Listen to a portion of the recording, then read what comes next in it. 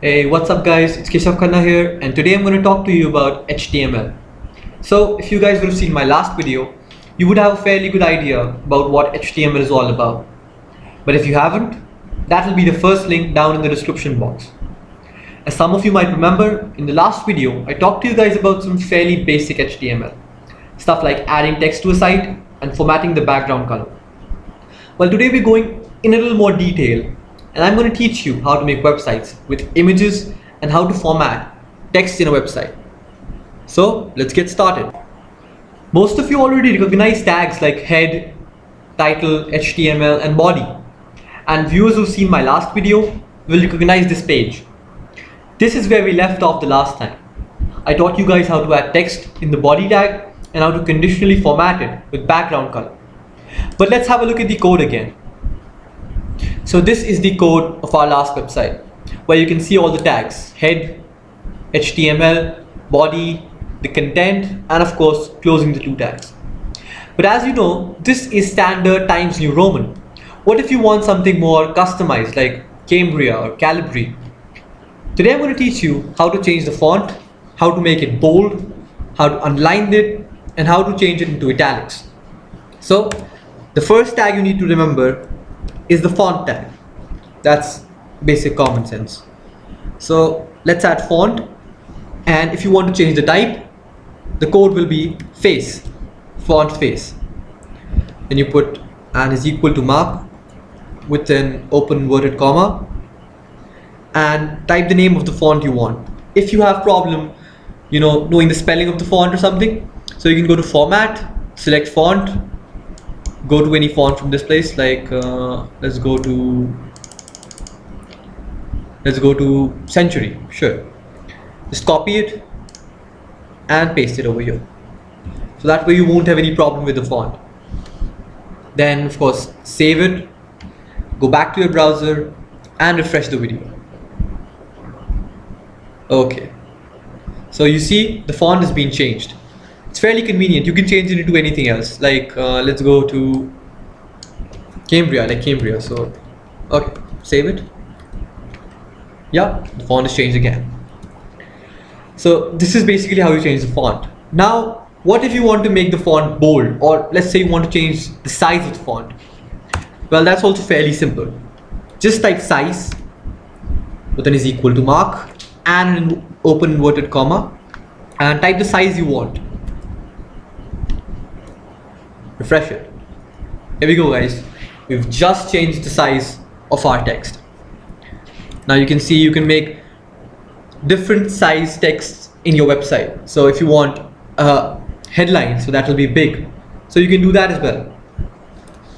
Now what about making the text bold?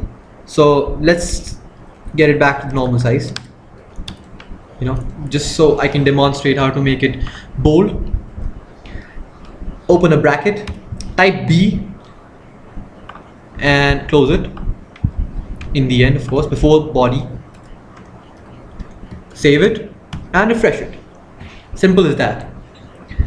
No need to type any extensive code, just B, that's all.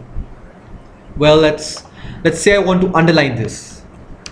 Just type U. Simple. Italics, you probably would have guessed. Yup, easy as that. Now you might have noticed that I haven't closed these two tags, but you have to close them. I just didn't close them because there's no more text in my website, so they have to end. Another trick, you have to close them in the same order that you opened them. So this is wrong. You have to close I and then you have to close U, and as you know, B is already closed. It makes no difference, but when you have a long code, you will highlight more stuff than you want to. Simple as that. How about changing the color of the font? So let's say you want to change the color of the font.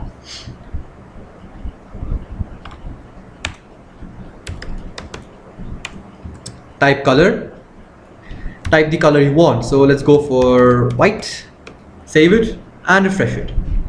Easy as that. So now you know how to customize your font. How about adding an image?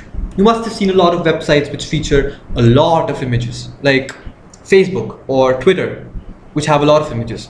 Of course, they use programming languages, which is an entirely different topic, but simple images can also be added into your website. Basic code, IMG, SRC. There has to be a space between IMG, SRC. IMG stands for image, SRC stands for source. So it's basically finding the source of the image. Now, how to find the source of the image? Well, if it is in the same directory as your website, it won't be such a big deal. So like I have them in the same directory. So I have these two images, like I want to select one. Let's rename it into something simple. So let's go one.png. Now this is in the same directory. This is my website and this is the image I want. So let's open my website. Let's go type one.png. Now as you see, I've typed it before the body, the content. Let's save it. Let's open the browser, and there we go. We have an image to be put in our website.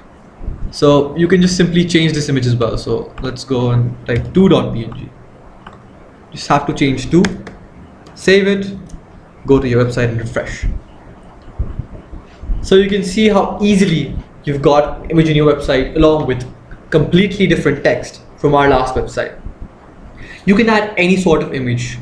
If, for example, the image does not work, maybe you're not getting the extension right, because you have to get the extension as it is. It cannot be that you have JPG image and you're writing PNG. That just won't work. I'm using PNG images, so I've typed PNG. If I, for example, used JPG image, I could have used JPG as well. So, guys, that's all for today. I believe you've learned completely how to make this simple website.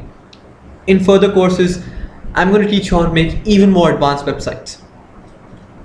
If you liked it, give it a thumbs up below, share it with your friends, leave a comment down if you have any more doubts, and I'll be really glad to help you. Thank you.